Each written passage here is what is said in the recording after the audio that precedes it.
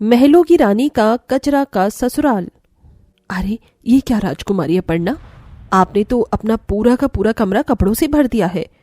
माँ, अब आप ही बताइए कि हम क्या पहने, हमें तो कुछ समझ ही नहीं आ रहा है। अरे हमारी राजकुमारी अपर्णा के पास क्या कपड़ों की कमी हो सकती है। ये देखिए, इतनी सारी ड्रेस हैं, आप इसमें से कुछ भी पहन लीजिए। माँ, आप तो जानती है ना कि हम एक बार पहने हुए कपड़े दोबारा नहीं पहनते हैं, और ये सारी ड्रेस तो हम पहन चुके हैं। बस इतनी सी बात, हम अभी अपनी राजकुमारी अपर्णा के लिए शहर के सबसे बड़े फैशन डिजाइनर से ड्रेस मंगवाते हैं। आप जब तक नहा लीजिए।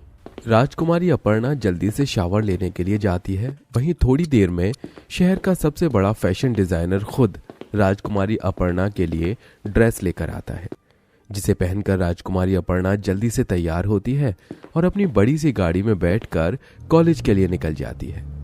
अपर्णा कॉलेज जा ही रही होती है कि तभी एक बूढ़ी औरत की टक्कर अपर्णा की गाड़ी से हो जाती है। इन गरीब लोगों को भी क्या हम अमीरों की गाड़ी के सामने ही आना पड़ता है? इसे तो काफी चोट लग गई है। सुनो, ये कुछ पैसे रख लो, अपनी मरहम पट्टी करवा लेना। कि तभी अपने ये पैसे अपने पास रखो, तुम अमीर लोगों की नजर में तो हम गरीब तो कीड़े मकोड़े हैं ना, जिन्हें तुम अपनी महंगी महंगी गाड़ियों से कुचल देती हो। ये पैसे देकर इन बूढ़ी अम्मा पर एहसान करने की कोई जरूरत नहीं है। आइए अम्मा, मैं आपको अस्पताल लेकर जाता हूँ। तुम जानते भी हो तुम किससे बात कर रहे हो? तुम कहीं की राजकुमारी हो क्या? अगर हो भी ना तो भी मुझे कोई फर्क नहीं पड़ता, जो करना है कर लो। आज तक किसी ने भी अपर्णा से इस तरह से बात नहीं की थी। सुमित जल्दी से उस बूढ़ी अम्मा को नजदीकी अस्पताल ले जाता है। अपर्णा भी उनके पीछे पीछे अस्पताल चली जाती है। तुम यहाँ क्या करने आई हो? तुम इतने ही अकड़ू हो या मेरे सामने बन रहे हो? मैं तो बस उन अम्मा को देखने के लिए आई थी, और हाँ, मैंने दवाई के पैसे भर दिए हैं। सुमित अपर्णा की बात का कोई जवाब नहीं देता और वहां से चला जाता है। अगले दिन होते ही सुमित अस्पताल आता है, जहां वो देखता है कि अपर्णा उस बूढ़ी अम्मा को दवाई दे रही है। अपर्णा का ऐसा बर्ताव देख सुमित को काफी ज्यादा अच्छा लगता है। अब धीरे धीरे अपर्णा और सुमित की दोस्ती हो जाती है और सिर्फ कुछ ही महीने में इनकी दोस्ती एक प्यार के रिश्ते में बदल जाती है। सुमित, अब बस बहुत हुआ। मैं आज ही माँ और पिताजी को हमारे रिश्ते के बारे में बता दूंगी। अपर्णा, तुम होश में हो क्या? क्या बोल रही हो? भूलो मत, तुम एक राजकुमारी हो और मैं एक गरीब। अगर तुमने हमारे बारे में बता दिया ना, तो वो तुम्हारा घर से बाहर निकलना बंद कर देंगे। वो तुम्हारे और मेरे रिश्ते के लिए कभी भी हाँ नहीं करेंगे। मेरे माँ बाप राजा रानी है, तो मैं भी राजकुमारी हूँ। मैं शादी करूंगी तो तुमसे ही, चाहे उसके लिए मुझे कुछ भी करना पड़े। अरे देखो देखो, अलादीन और उसका जिन। तुम दोनों की जोड़ी देखकर तो अलादीन की कहानी याद आती है कि कैसे वो गरीब लड़का अपने जिन की मदद से पूरा कर लेता था, जैसे सुमित तुम्हारी वजह से करता है। एक राजकुमारी होने के बाद भी तुमने फकीर से प्यार किया। मुंह संभाल के बात करो, समझी? भूलो मत मैं कौन हूँ। मेरे एक इशारे पर तुम दोनों को कूड़े की तरह इस कॉलेज से बाहर फेंक दिया जाएगा, समझी? तो अपनी औकात में रहकर बात किया करो। अपर्णा के लाख समझाने पर भी उसके माता पिता अपर्णा और सुमित की शादी के लिए नहीं मानते हैं। इसलिए अपर्णा सब कुछ छोड़कर सुमित के पास चली आती है और दोनों एक दूसरे से शादी कर लेते हैं। सुमित, ये तुम मुझे कहाँ लेकर जा रहे हो? इस कूड़ेदान में यहाँ कितनी बदबू है, छी। अपर्णा, मैं और मेरा परिवार यहीं रहते हैं। वो देखो, उस बड़े से पाइप के बगल में जो तिरपाल है, हम उसी में रहते हैं। सुमित की बात सुन अपर्णा के पैरों तले जमीन खिसक जाती है। वाह भैया, आप तो बिल्कुल चांद का टुकड़ा लेकर आए हो। मेरी भाभी कितनी सा सुंदर है ना माँ? सही कहा पूर्वी बेटा। बहू, इस चावल के कलश को गिराकर घर के अंदर प्रवेश करो। आप इस तिरपाल को घर कह रही हैं? आप लोग आखिरकार इस तिरपाल के अंदर, वो भी इस कूड़ेदान में कैसे रहते हो? मेरी तो गंदी बदबू के कारण जान ही निकली जा रही है। कितनी गंदी बदबू है यहाँ पर, मुझे तो उल्टी करने का मन कर रहा है। अपर्णा, मैंने तुम्हें पहले ही अपने हालातों के बारे में बता दिया था, तो अब तुम ये सब क्यों कर रही हो? बताया था, लेकिन ये नहीं बताया था कि तुम और तुम्हारा परिवार इस कूड़ेदान में रहा करते हो। मैं यहाँ कैसे रहूंगी? मुझे तो कुछ समझ ही नहीं आ रहा है। अपर्णा का ऐसा बर्ताव देख सभी को काफी ज्यादा बुरा लगता है। अपर्णा मुंह बनाते हुए ससुराल के अंदर आती है। कूड़े की बदबू और गंदगी की वजह से अपर्णा बहुत परेशान हो चुकी थी। भाभी, ये लीजिए रोटी और अमरूद की चटनी। आपको पता है माँ दुनिया की सबसे अच्छी अमरूद की चटनी बनाती है। तुम मुझे, राजकुमारी अपर्णा को ये सूखी रोटी और चटनी दे रही हो? अरे मेरे घर के नौकर भी 5 स्टार होटल का खाना आराम से खाते हैं और मैं राजकुमारी होकर ये सब खाऊंगी? इसे तो कोई कुत्ता भी ना खाए। नहीं बहू, खाने का ऐसे अपमान नहीं करते हैं। जो मिलता है उसे सराखों पर लगाकर खा लेना चाहिए। एक काम करिए आप, फिर इसे आप ही खाइए।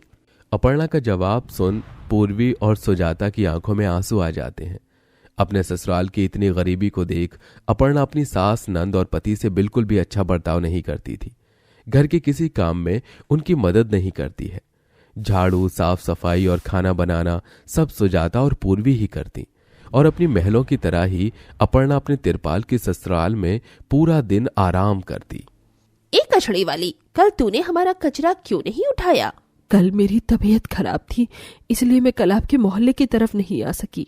अब तो तुम कचरा उठाने वालों के भी बहाने शुरू हो गए हैं। अगर आधे घंटे में कूड़ा साफ नहीं किया ना तो इस महीने की पगार को भूल जाना।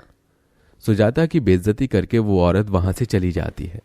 तभी वहां अपर्णा आ जाती है और उस औरत की सारी बातें भी सुन लेती है। मेरी हिम्मत मारी गई थी जो मैंने शादी करी। अगर किसी को पता चल गया कि मैं राजकुमारी हूँ और मेरे ससुराल वाले कूड़ा उठाने का काम करते हैं तो मेरी क्या ही इज्जत रह जाएगी। लानत है आप लोगों पर। कि तभी, क्या यही तमीज है अपनी सास से बात करने की? और कचरा उठाने में लानत वाली बात कहाँ से आई? आप अमीर अमीर लोग कचरा फैलाते हो और उस कचरे को उठाकर हम गंदगी साफ करते हैं, तो लानत तो आप लोगों पर हुई ना कि हम लोगों पर। हम तो कचरा बीनते हैं।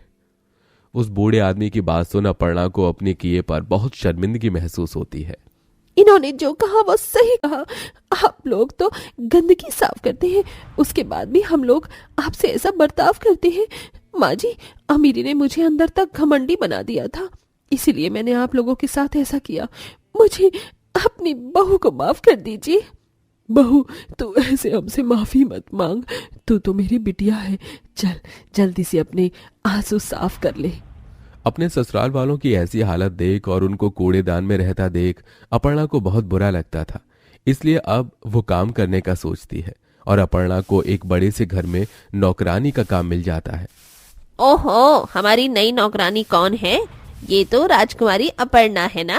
राजकुमारी अपर्णा, ये क्या आपको शादी के बाद ऐसे घरों में पोछा लगाना पड़ रहा है? तुम यहाँ क्या कर रही हो? तमीज से बात करो। अब तुम कोई राजकुमारी नहीं बल्कि मेरे घर की नौकरानी हो और ये मेरा घर है। आयशा को देखकर बेचारी अपर्णा की आंखों में आंसू आ जाते हैं, लेकिन अपर्णा घर की हालत को ठीक करना चाहती थी, इसलिए वो बिना हिचकिचाए लोगों के घरों में नौकरानी का काम करती है। वहीं सुजाता और पूर्वी भी ढाबे पर काम करती हैं, जिससे अब धीरे धीरे वो लोग पैसा जमाना शुरू कर देते हैं और अब कूड़ेदान में बने तिरपाल से निकलकर एक किराए के घर में सब लोग रहने लगते हैं। हम उस कूड़ेदान से निकलकर इस घर में तो आ गए, लेकिन अब हमें अपना घर खरीदना है।